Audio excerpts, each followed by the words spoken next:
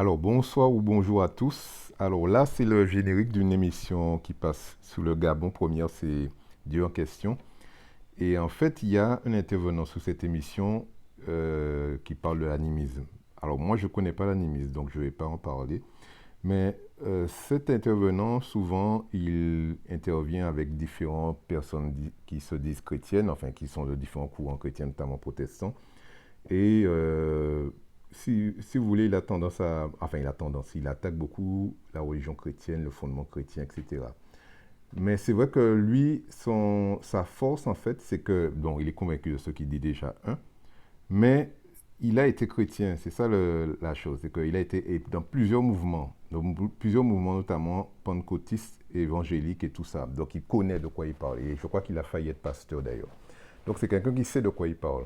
Donc déjà, un. Donc effectivement, pour le contredire, il faudrait qu'il y ait parmi les chrétiens des gens qui ont été pratiquants de l'animisme et qui ont été loin de l'animisme et puis qui peuvent avoir des arguments pour le contredire. Mais bon, malheureusement, il n'y a pas ça. Parce qu'effectivement, lui, il parle de ce qu'il connaît.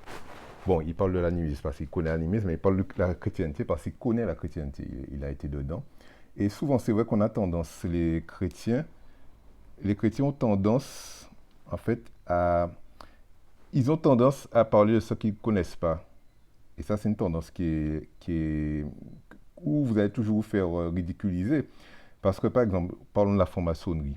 La franc-maçonnerie, personnellement, je ne vais jamais en parler puisque je ne connais pas, je n'ai jamais été initié maçon, je n'ai pas passé les grades, donc je ne connais pas.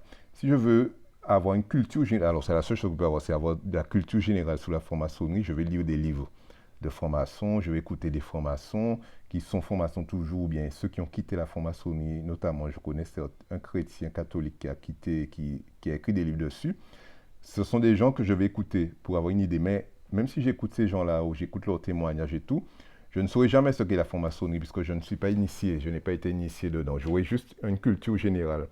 Et c'est ça qui est dommage, c'est que souvent, les chrétiens croient que parce qu'ils ont la Bible, ils ont l'enseignement et que c'est bon, qu'ils connaissent tout. Alors que non, on ne connaît pas tout. Si on connaissait tout, ça se saurait. Donc on ne connaît pas tout, on ne sait pas tout et ça demande de l'humilité et de se renseigner et de se cultiver.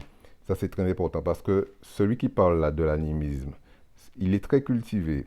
Si vraiment, pour l'instant, je n'ai pas encore vu de chrétien qui soit à son niveau, malheureusement.